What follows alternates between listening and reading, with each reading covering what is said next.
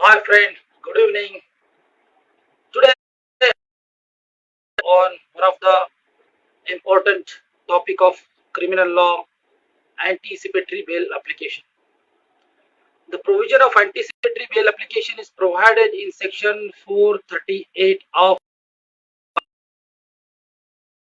If you read the provision section 438, you will not find the word anticipatory anywhere.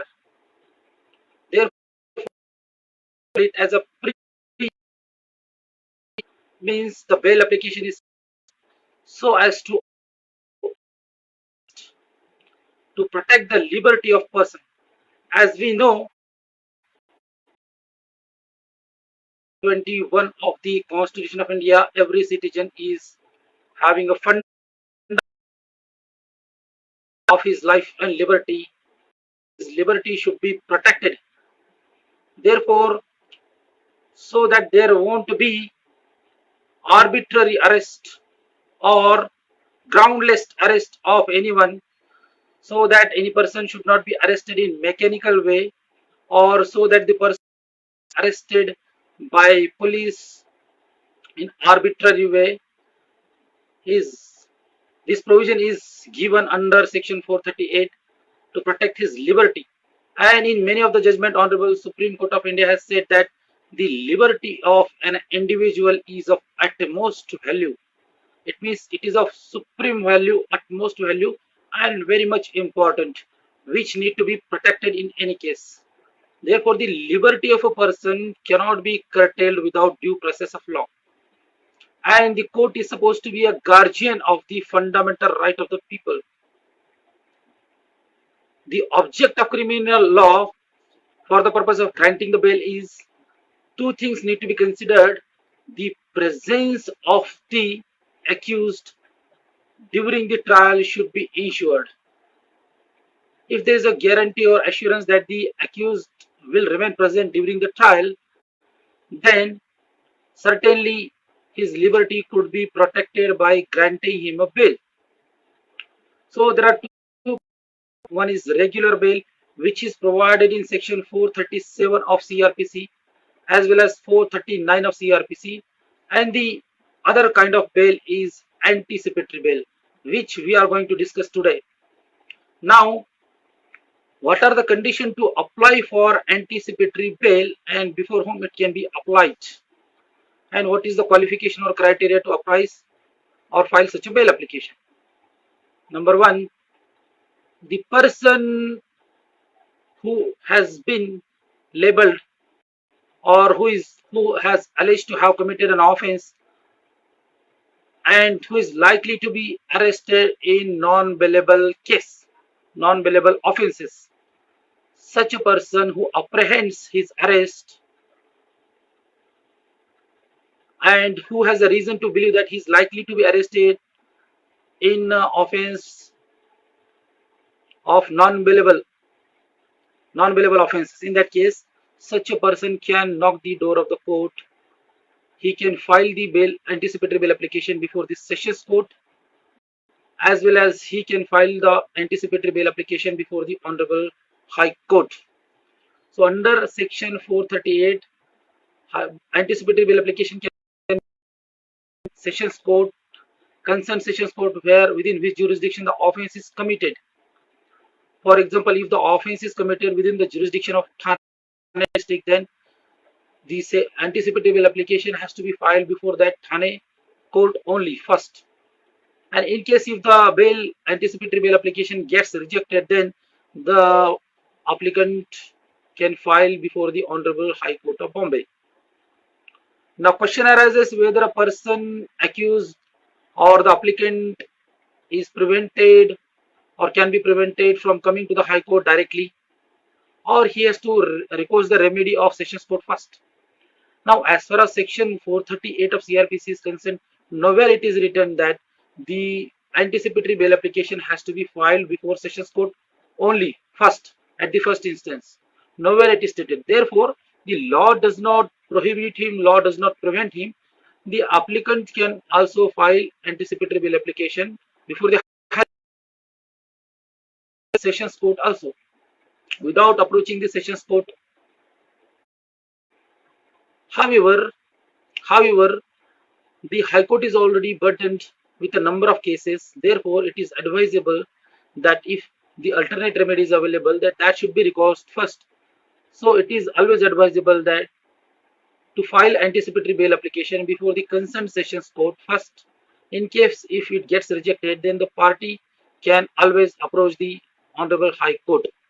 On the contrary, suppose a party, the applicant who files anticipatory bail application before the Honorable High Court first, without recoursing the remedy before the Sessions Court, then in case such a anticipatory bail application is rejected, then he cannot file the anticipatory bail application before the Sessions Court, which being a subordinate to the Honorable High Court. Thereafter, he has to move the anticipatory bail application before the Honorable Supreme Court only. Therefore, to avoid this exercise and the lengthy process, and to save the time to record, he is supposed to record the remedy step by step.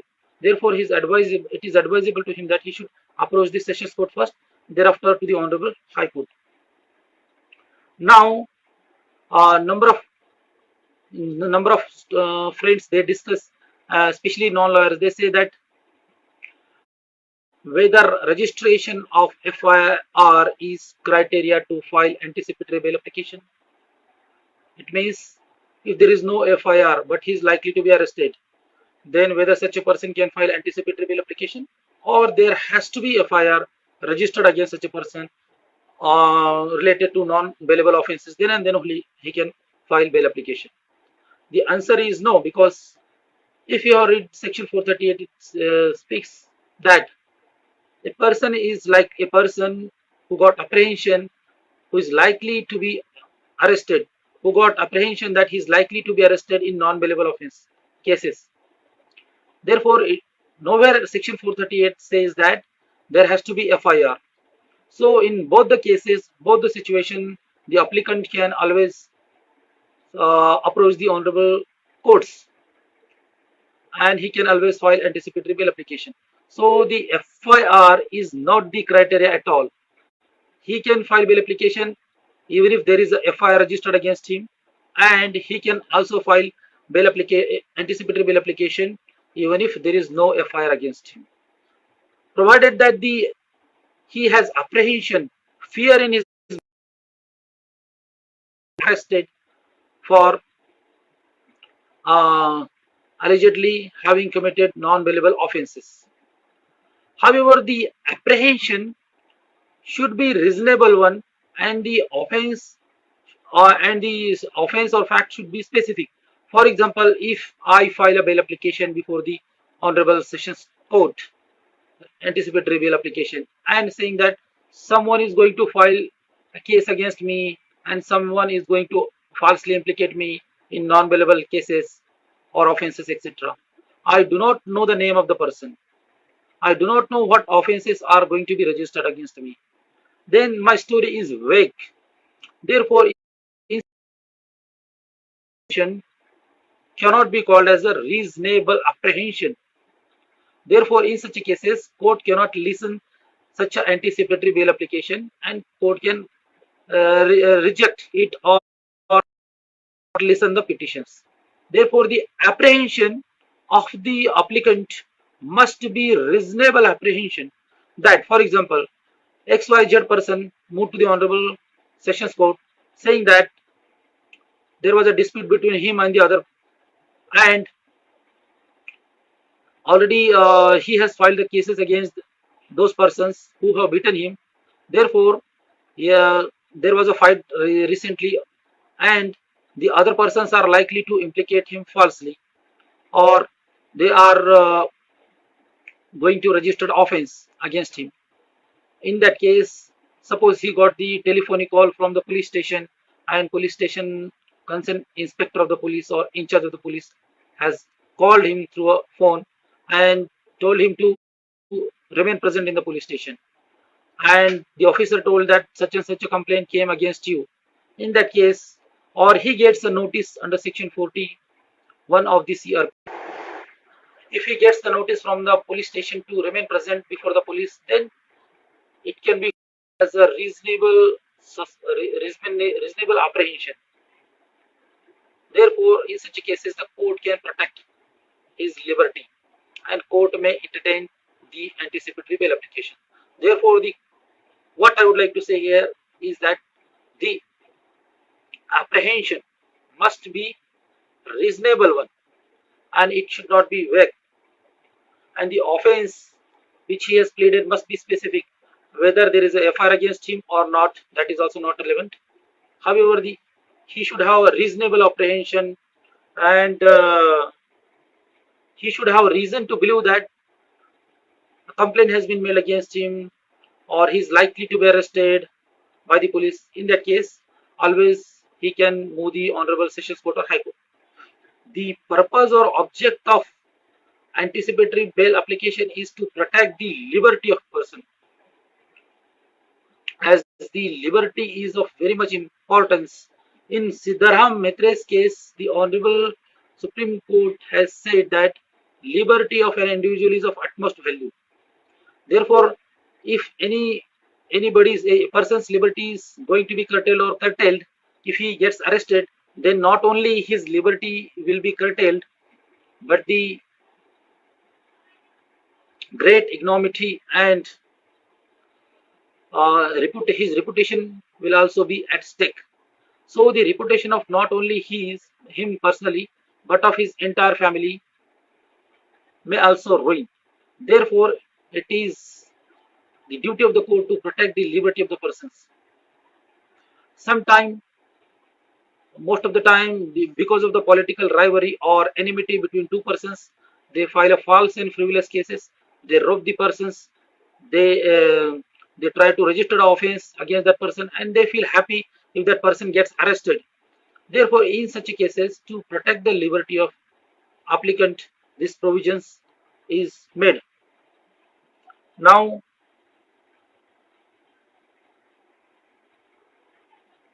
I would like to say here one thing. In Maharashtra, in all the courts except in Mumbai, if being a lawyer, you must be knowing that if anticipatory bail application is filed, then separate application is required to be filed for interim bail. However, in Mumbai, before the Honorable Sessions Court or even before the Honorable High Court, only prayer has to be made, that is B prayer, that interim relief may kindly be granted or he may be protected during the pendency of this application. However, this procedure should be unique because in rest of the all districts in Maharashtra except Mumbai, the procedure is different. That separate interim bail application is required to be filed along with anticipatory bail application. So there are two bail applications. Instead of that, it should be made as a one. And what procedure is applicable at Sessions Court of Mumbai and the Honorable High Court of Bombay, that should be uniquely followed. That's my personal view. However, it is obviously right of the judiciary, and judiciary can always frame the rules regarding that. In question arises, suppose the anticipatory bail application is allowed, then what would be the validity or during what time that said application, the order will be valid? Obviously, till the trial of that case is over, till that time, the validity of that order of anticipatory bail will be there. Therefore, it cannot be said that the order of the anticipatory bail is limited to a particular time like 6 months or 7 months or 1 year, etc. Once the order is granted, then it is ordered till the trial is over. So it cannot be said that once this court has issued the summons or charge sheet is filed or meanwhile notice is issued by the court, summons is issued by the court, then the validity of the bail order comes to an end. It cannot be said like that. So there was a famous case of Sushila Agarwal and State of Delhi, in which the Honorable Supreme Court of India has decided that there cannot be ordinarily, that is the wording, ordinarily there cannot be particular time limit like 6 months, 7 months, etc. for which the order of the bail application, anticipatory bail application can be granted. or relief under anticipatory bail application can be granted. No, generally or ordinarily the order will be valid till trial is ended.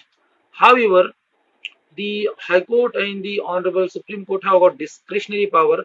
Therefore, they cannot be prevented to pass such order. If they pass that the anticipatory bail application will be valid for 1 year, etc., then they have got the discretionary power. They can pass the same.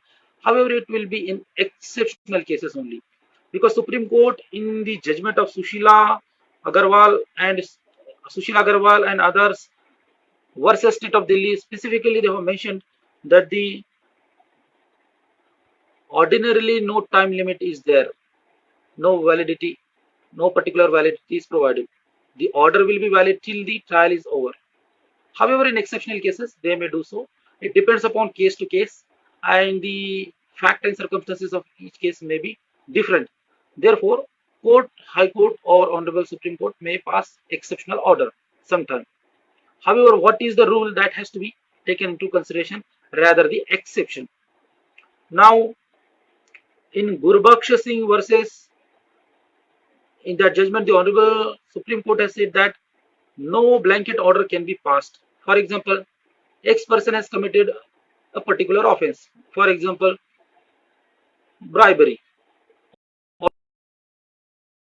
He can be protected under that offense. Suppose the order is given to him, then order has to be specific regarding that offense only, that crime only. However, the order cannot be blanket. If he commits another offenses, then his liberty cannot be protected. It means once the protection under anticipatory bail is granted to him in X offense, like 420, then the said person, even if the order is granted to him and he got the anticipatory bail application, his application is allowed, then if he commits another offense meanwhile or during, then always police can arrest him, because his liberty cannot be protected or extended to another or further offenses. Therefore, it will be to a particular or specific crime only, which is mentioned specifically in the order, and not to the future offenses. Now, again, as far as the interpretation of Section 438 is concerned, I would like to add one thing here. We generally say that once the Honorable Court has granted or passed the order of anticipatory bail application, then police cannot arrest, etc. No, this submission is very wrong. Because why? The court, while passing the order, do not use such a wording that do not arrest the accused in respect of these offences. Court never, because what the court never say like that. What the wording of statute says, that in the event of arrest, he shall be released. Means in the event of arrest, he shall be released. Police cannot be prevented from arrest, but the moment when police got formal arrest, like you are under arrest, if they touches the body, because the word arrest has been very well explained and defined under the CRPC. It says that if police says that you are under arrest and the other, that accused surrenders him mentally and physically, then he is under arrest. Therefore,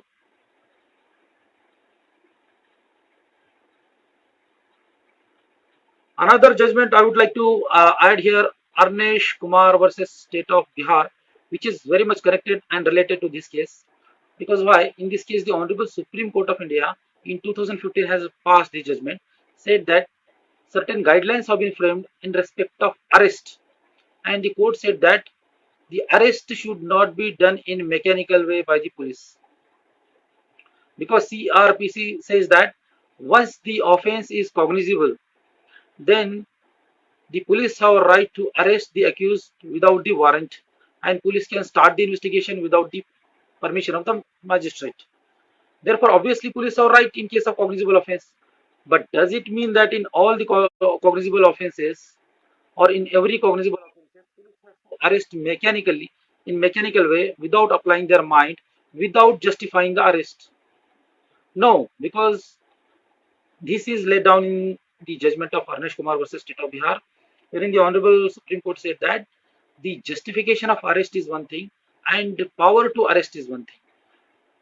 Even if the law says that accused can be arrested by police in cognizable cases, however, police should apply their mind. Police should feel that really whether really arrest is required, because that is the action of the police is going to curtail the liberty of the persons. In that case, for example, if the accused is likely to run away, he is likely to sell out the property, he is likely to run away, he is likely to commit further offenses, or he will not be available during the case, or he is habitual, etc. In that case, police can arrest, and arrest in such cases will be justified. The reasons need to be mentioned, and before it should be given to the magistrate. Then duties also costed on the magistrate whether further custody should be granted or not, because not only the duties uh, casted on the police officer but also upon the magistrate. Otherwise, the disciplinary action can be taken for violation of the guidelines of the Supreme Court in Arnesh Kumar versus State of Bihar. In this case, it is specifically stated that not only the judgment is applicable in case of 498A cases, but it is also applicable in cases of all the offences which are punishable up to 7 years. And before arrest, the police officer is required to issue notice and call the person in the police station to record his statement. Without issuing such a notice, he cannot be arrested. Therefore, such a compliance of this Arnesh Kumar judgment has to be there. Indirectly, the judgment of Arnesh Kumar versus State of Bihar protects the liberty of the persons. Therefore, in most of the anticipatory bail application, people, even the honorable judges, they write that follow the versus State of Bihar the judgment as laid down by the honorable Supreme Court. It means all the terms therein and the whatever is stated specifically in that order of Arnesh Kumar need to be followed by police. And Honorable Supreme Court has issued the notices to all the secretaries and the police that the guidelines of this Arnesh Kumar versus State of Bihar, this judgment need to be followed strictly.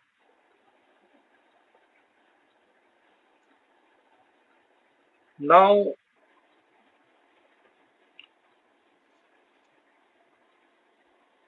whether the presence of accused is required at the time of hearing of the anticipatory bail application, that that is a question, interesting question. Normally, we see that the accused do not remain present in the court because he is always there will be police in the court. Therefore, he already got apprehension that he is likely to be arrested. Therefore, only his lawyer in the court. He will not come to the court. Accused will not even come to the court to listen and what goes on in the court of law, what his lawyer is arguing. Because always police is there in case if the bail is rejected, police may arrest him immediately. However, therefore, the generally the presence of the accused or applicant is not required during the hearing of the anticipatory bail application. However, if prosecution